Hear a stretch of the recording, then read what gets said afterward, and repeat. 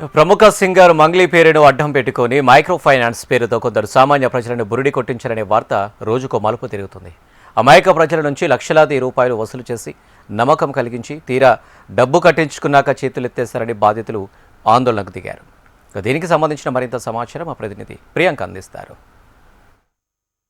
రెండు తెలుగు రాష్ట్రాల్లో micro finance case సంచలనం సృష్టిస్తుంది. అయితే రోజుకో మలుపు తిరుగుతుంది ఈ కేసు కూడా. మనతో పాటు కొంతమంది బాధితులు ఉన్నారు. అయితే ఒక్కొక్కరుగా రోజుకొక బాధితులు కూడా బయటపడుతూనే ఉన్నారు. ఈ నేపథ్యంలో కూడా అసలు ఈ మైక్రో ఫైనాన్స్ కంపెనీ గురించి వారికి ఎలా తెలిసింది, అదేవిధంగా ఇందులో మంగ్లీ ఎలా ఇన్వాల్వ్ అయింది, ప్రత్యక్షంగాను పరోక్షంగాను కూడా బాధితులను అడిగి మనం మరింత సమాచారం తెలుసుకుందాం. సార్ చెప్పండి, దీనిపైన అసలు స్టార్టింగ్ నుంచి అసలు ఏం జరిగింది? మంగ్లీ గారి పైన ఆరోపణలు వచ్చినప్పుడు దానికంటే బిఫోరే బాధితులు నా దగ్గరికి అప్రోచ్ కావడం జరిగింది. ఇది నిజమా అబద్ధమా అని మంగ్లీ గారికి నేను ఎప్పుడైతే అడగడం జరిగిందో మంగ్లీ గారు నాకు కాల్ చేసి సపోర్ట్ చేయమని చెప్పింది. నేను ఒకటే అడిగిన మంగ్లీ అమ్మ, నీది కానీ నిజం ఉంటేనేమో నీ సైడ్ నేను సపోర్ట్ చేస్తాను, నీతో గిట్ట అబద్ధం అయితే నేను నీకు సపోర్ట్ చేయడం, నువ్వు నిజం ఒప్పుకో, ఒకవేళ నువ్వు నిజం ఒప్పుకోకపోతే దీని నుంచి వచ్చే కాన్సిక్వెన్సెస్ కూడా చాలా తీవ్ర పరిమాణాలు కూడా ఉంటాయి అనుకున్నా. అప్పుడు నేను విజయవాడ నుంచి లేదన్నా నేను చాలా క్లియర్గానే ఉన్నా, నేను దీంట్లో ఎటువంటి ఇన్వాల్వ్ కాలే అన్నాను. అప్పుడు కూడా నేను హైదరాబాద్కి వచ్చిన తర్వాత విస్తుపోయే నిజాలు తెలిసినాయి. యాక్చువల్గా మంగ్లీ గారు ఏమన్నారు పంజాగుట్ట ప్రెస్ మీట్లో, మధు అనేటోడు ఎవడో నాకు తెలియదు అన్నది. పాయింట్ నెంబర్ 1, మధు అనేటోడు నాకు తెలియదు అన్నది. దాని తర్వాత నాకు కూడా మధు అనేటోడు తెలియదు అన్నది. దాని తర్వాత మంగ్లీ గారి పైన A5గా పంజాగుట్టలో కేసు నమోదైంది. మంగ్లీ గారు మధు తెలియదు అన్నప్పుడు ఈ ఫోటోలో ఉన్నది ఎవరు? ఒకవేళ నిజంగానే నా దగ్గర సెలబ్రిటీని కాబట్టి నాతో దిగుతారన్నారు, ఏంది అర్ధరాత్రి వచ్చి ఇంటికాడ దిగుతారా? అర్ధరాత్రి వచ్చి ఊర్లో పోయి దిగుతారా? దాని తర్వాత ఇవాళ అసలు మాకు మధుతో సంబంధం లేదన్నారు. ఈ శివ ఎవరు? ఈ మధు ఎవరు? ఇతను ఎవరు? ఇతను నల్గొండ దగ్గరికి ఎందుకు పోయిండు? మధు అండ్ బాలాజీ అరెస్ట్ అయినప్పుడు ఇతను ఢిల్లీ నుంచి ఎందుకు వచ్చిండు? ఇతని బ్యాక్గ్రౌండ్ ఏంది? ఈ అభిషేక్ ఎవరు? ఈ భరత్ చౌహాన్ ఎవరు? ఈ ప్రూఫ్స్ కదా.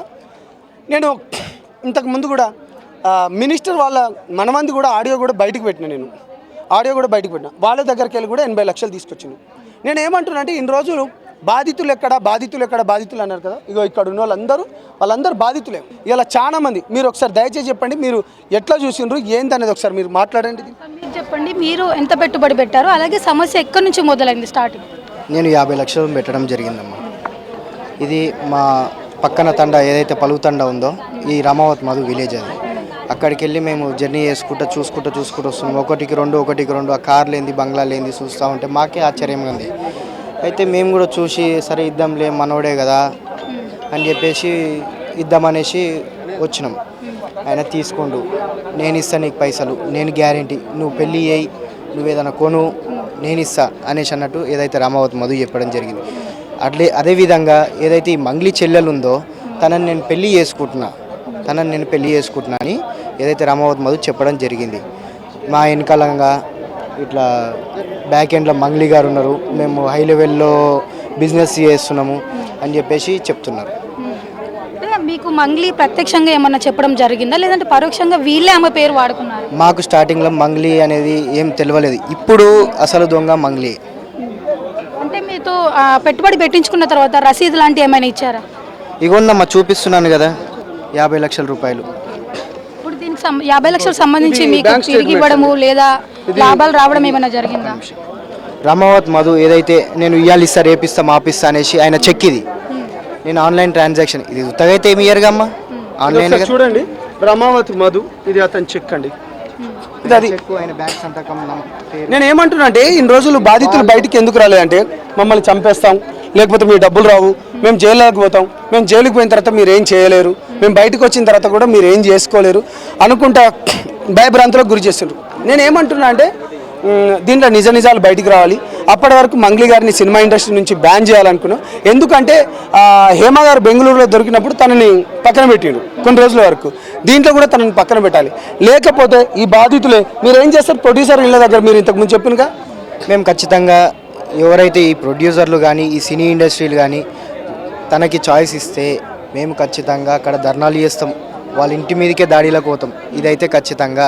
ఇవాళ మేము ఒక్కళ్ళమే మాట్లాడుతున్నామేమో, మా వెనకాల వచ్చి చూస్తే చాలా మంది, వేల మంది ముసలోళ్ళు పింఛన్ పైసలు దాపెట్టుకొని మరీ ఇచ్చిన వాళ్ళు కూడా ఉన్నారు.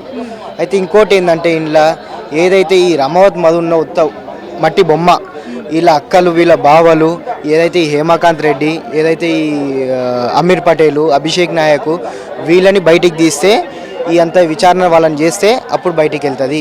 ఫైనల్గా నేను ఒకటే చెప్తున్నా అండి, బాధితులకు న్యాయం జరగాలి. దోషులకు అనేవి ఎవరైతే ఉంటే వాళ్ళని శిక్షించాలి. నిజాం వైపు మాట్లాడదాం. ఇప్పటికైనా బుద్ధి తెచ్చుకోండి. బాధితులు వచ్చిండ్రు, నిజాం వైపు నిలబడదాం, నిజమే మాట్లాడదాం. ఇదే నిజం.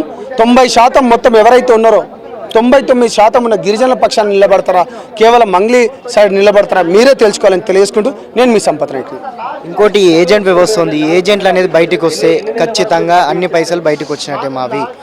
ఏజెంట్లు సగం తిన్నారు, రమావత్ మధు సగం తిన్నాడు, మంగ్లీ తిన్నది, శివ తిన్నాడు, అందరు తిన్నారు. ఇలా ఈ అమీర్ పటేల్ అనేది ఎవరు కూడా చెప్పాలి మాకు. ఆయన ఏదైతే ఈ రమావత్ బాలాజీ మధుని ఏదైతే ఎస్పీ ఆఫీస్లో అరెస్ట్ చేసి అనగానే ఢిల్లీ నుంచి ఇక్కడికి రావాల్సిన అవసరం ఏమొచ్చింది ఆయనకి? మొత్తానికి చూసుకున్నట్లయితే కూడా మనం ఇక్కడ చూడొచ్చు, చాలా మంది బాధితులంతా కూడా మంగ్లీ పేరు అడ్డు పెట్టుకొని తమ దగ్గర లక్షలు కూడా పెట్టుబడులు పెట్టించి మోసం చేసినట్లుగా తెలుపుతున్నారు. అయితే ఈ కేసు ఇదివరకే అంటే పోలీసుల దగ్గరికి వెళ్ళినప్పటికీ కూడా ఎవరు పట్టించుకోవడం లేదని కూడా చెబుతున్నారు. ఒకవేళ తమ పేరు తీసినట్లయితే కూడా ప్రముఖ సింగర్ నుంచి కూడా బెదిరింపులు లాంటివి వస్తున్నట్లుగా కూడా ఇక్కడ బాధితులు అయితే చెప్తున్నారు. మొత్తానికి చూసుకున్నట్లయితే కూడా తమకు న్యాయం జరగాలని కూడా ఇక్కడ బాధితులంతా కూడా డిమాండ్ చేస్తున్నటువంటి పరిస్థితి అయితే మనం ఇప్పుడు చూస్తున్నాము. ఇప్పుడు జర్నలిస్ట్ భట్టుతో ప్రియాంక, HM TV, హైదరాబాద్.